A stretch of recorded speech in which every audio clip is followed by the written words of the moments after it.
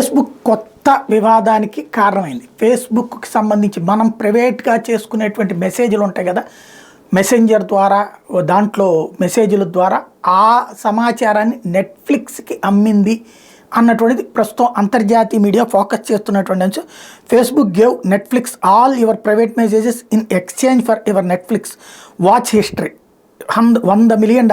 అంటే మనం మెసేజ్ల్లో మాట్లాడుకుంటుంటాం కదా సినిమాల గురించి, ఆ సినిమా ఎట్లుంది, ఈ సినిమా ఎట్లుంది, ఇవన్నీ ఇప్పుడు సాధారణంగా ఇదేంటంటే మన వ్యక్తిగత జీవితాల్లోకి అడుగుపెట్టడం కాదు, ఇది ఒక విచిత్రమైనటువంటి మార్కెటింగ్ స్ట్రాటజీ. ఇప్పుడు మీరు యూట్యూబ్లో ఒక వీడియో చూస్తున్నారు అనుకోండి, ఆటోమేటిక్గా అట్లాంటి వీడియోలే వస్తుంటాయి.